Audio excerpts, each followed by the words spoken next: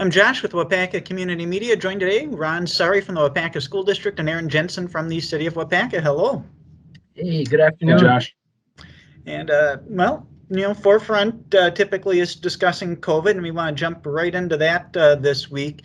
And for those of you paying attention to this interview each week, Ron does a pretty good job keeping up and studying what's going on with the numbers, and that's usually where I get a lot of my kind of more detailed information from with what's going on. And one thing we learned this week is the numbers are as low as they were as of July last summer. We're in a really good spot right now. So why don't you tell us a little bit about that? Yeah, we should make a clarification there, Josh. One of the data points, which is that 14-day average, which yesterday was 8, we haven't seen below the numbers since July 24th. But most of the other data points we haven't seen since September or early September, like the first day of school, September 1st. So we're just very excited about the new trend, or the continuing declining right direction trend that the data is pointing in. For instance, in January, we had 3 days with 0 positives in our cohort. And our cohort has 2,445 people in it. So we had 3 days in January with 0 positives in it.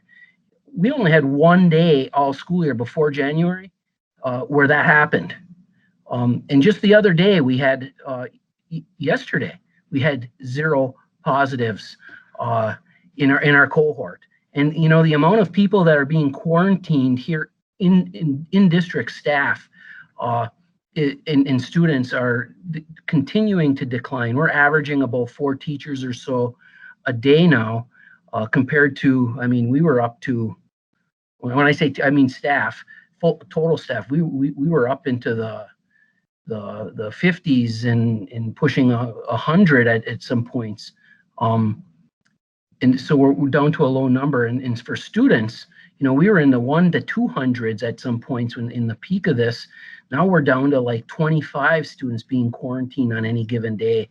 So the data continues to trend really well. We're happy with that. Yesterday, the county had an active positive number of 97. It's been into the, I think in the peak, it was 700 in some, or 600. I'm just looking at the total numbers the other day, and our total cases in the county are over 4,700. So to see that it's under 100 now compared to what that total was is pretty good.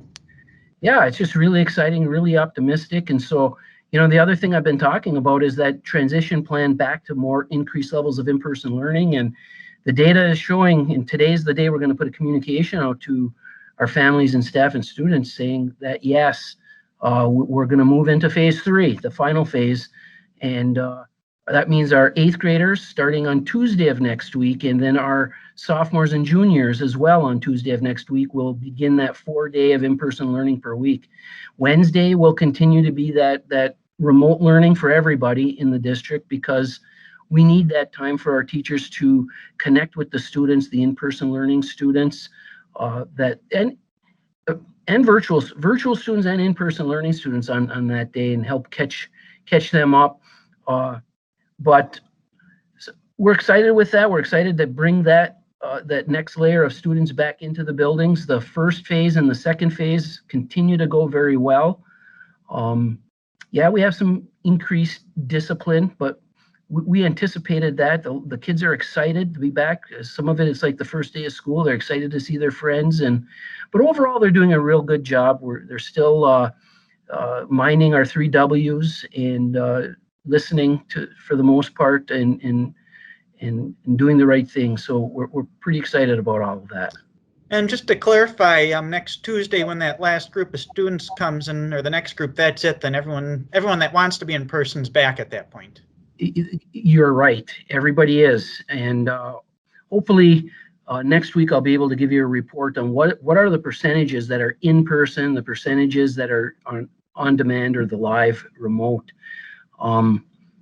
Because I'm curious about what that exactly is too, but we're just waiting to do all of that calculating until we get past Tuesday. We would be Monday, but Monday happens to be a professional learning day for our staff. And so there's no school on Monday for students. The staff are in professional learning. And so Tuesday's the day when we implement the 3rd phase of this transition plan. Very good. And then let's flip over to the city with this data and how it's trending. I know the city's having some discussions about some things maybe becoming more available soon, or maybe some plans for some programs a little further out. Aaron, what can you tell us so far about that? We have been following data as the school district has, and every Monday as we talk as department heads and we meet with Jed from the county public health, we take a look at the data that's posted on the Department of Health and Services website in the state.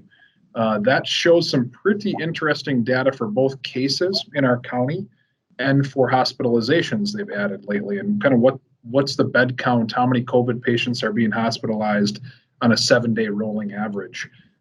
Both of those numbers from a case standpoint and the hospitalization standpoint are heading in the right direction in our county specifically for COVID cases, and then in the what they call the Fox Valley region from a hospitalization standpoint. Now, that doesn't mean that the hospital beds aren't still fairly full. I think what I'm looking at here is about 95% of beds in use, but their normal capacity in non-COVID times may be, I don't know what it is, but I think I did hear maybe 90% to high 80%.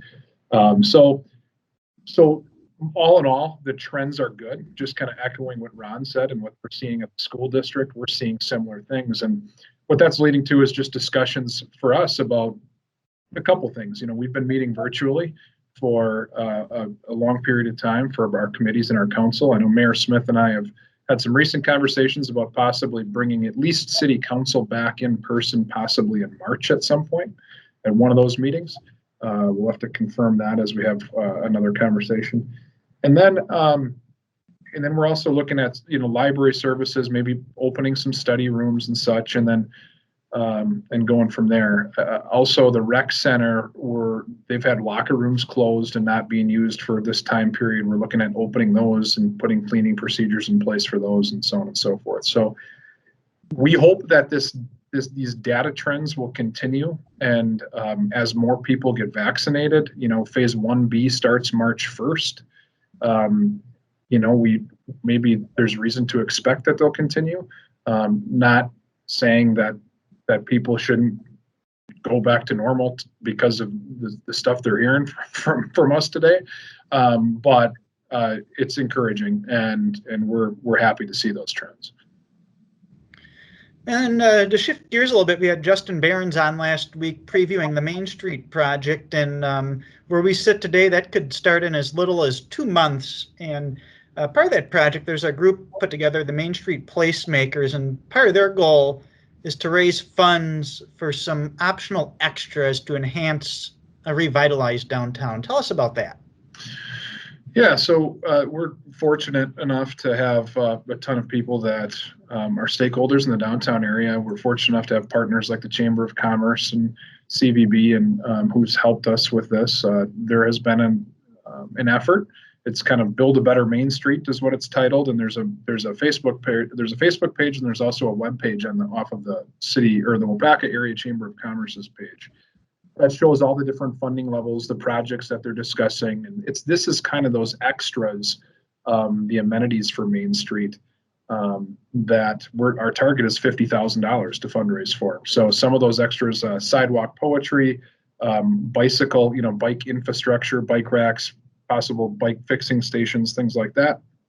And then what they're terming street sounds, which is like a PA system that could be used for events in the downtown area, or possibly just some soft music at times.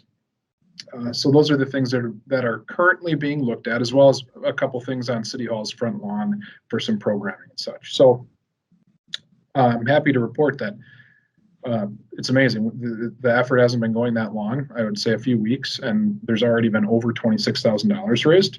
And that is a huge credit to the people and the organizations and the foundations that we have in this community, and that just want to see us be as, Waupaca be as good as it can be. So we're excited to even have that opportunity to be looking at some of those things on top of the main infrastructure improvements that Justin talked about last week. So people wanting to learn more about that can go to the Chamber's website or the city website and click on Build a Better Main Street.